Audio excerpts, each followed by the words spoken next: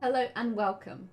In this video, we are going to talk about how you can become a better role player. While some of you may already be badass role players who already do all of this, here's a few items just to keep in mind to make sure you are a better role player.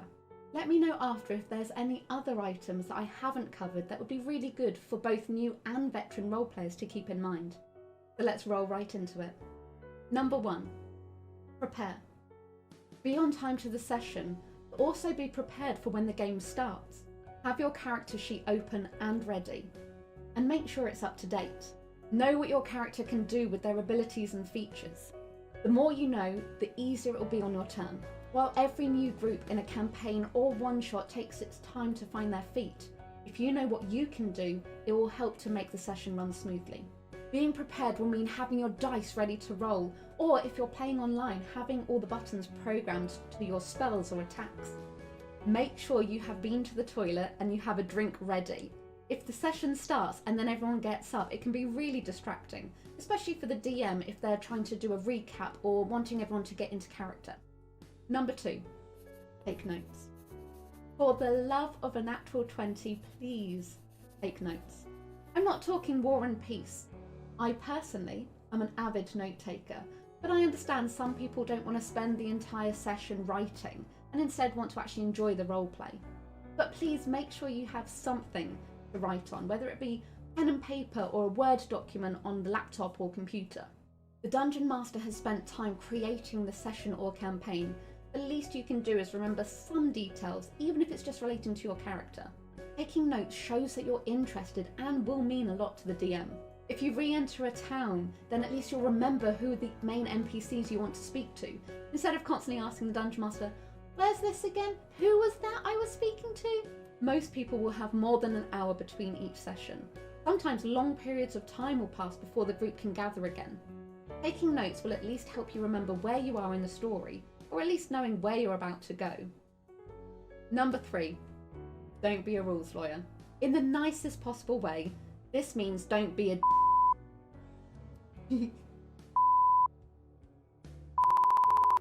Now, this does not mean don't use your knowledge if a new player or a dungeon master asks you for your help. If you have a new dungeon master who's still finding their feet, let them know before the session or campaign that you're more than willing to help them with rules should they need it in session. They'll really appreciate the support. Just don't bring the roleplay to a screeching stop because a dungeon master has made a call that you disagree with. There could be factors that you're unaware of, especially if it's a veteran dungeon master who's planned the encounter, or even just likes to experiment with different ideas. Having someone chiming in to say the dungeon master is wrong or shouldn't be doing something is just not helpful. And in most cases it will bring the roleplay to a stop whilst people discuss the rules or what they think is right. In some cases you may know the rules better than the dungeon master, but it's knowing when to speak. Can it wait till after the session? Does it need to be mentioned? Sometimes it might not be about the rules for the dungeon master. It might be the rule of cool to make the players big damn heroes. The dungeon master is the master of the dungeon. Let them run it. Number 4, give others time to shine. Everyone loves coming away from a session energized about what their character's done or what they've achieved.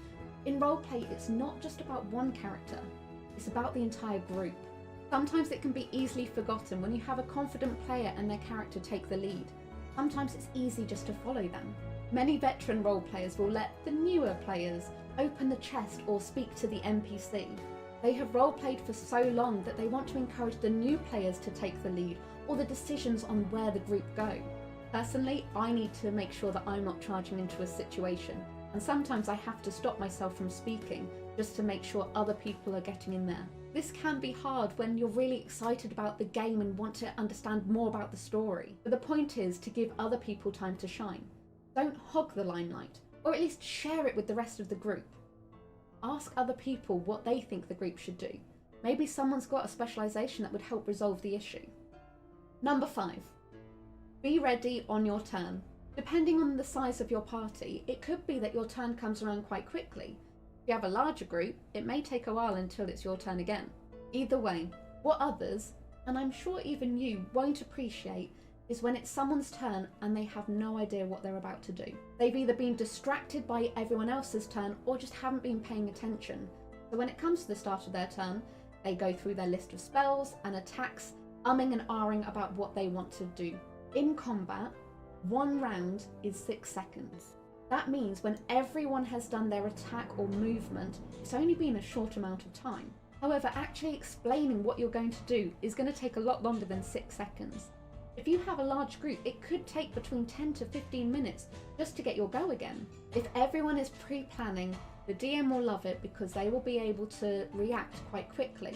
It also means in combat, it might take some time, but it runs smoother because everyone is prepared at the start of their turn. Don't get me wrong, if the monster that you are going to attack gets killed by the player that goes before you, you will have to take some time to rethink your action. But in most situations, if you've already planned, it will go really smoothly. Number 6, experiment. Roleplay was created to be enjoyed. There are a huge variety of different settings that you can pick from. You want fantasy? Check out D&D, Pathfinder or Warhammer Fantasy roleplay. How about a little tiggle of sci-fi? Then try Star Wars Edge of the Empire or Cyberpunk Red. Want a setting with playable wolves and vampires? Then check out the World of Darkness games. How about a system where you can literally create your own spells? Then try Ars Magica. You could try each new setting as a one-shot, and then if you're enjoying it, go on to make it a campaign. Either way, you have options. With so many settings and hundreds of different types of character and builds, you could play for years and not play the same character. This will give you a wealth of experience where you can then help newer players to find their magic moments. This makes you a better role player. As I said at the beginning, it's not about one person. Becoming a better role player is ensuring that the entire group and Dungeon Master are all having fun. I hope you've enjoyed this video.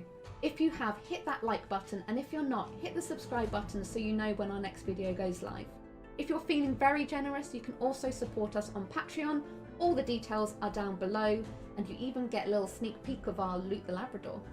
So until next time, take care of yourselves, and may your dice rolls ever be in your favour.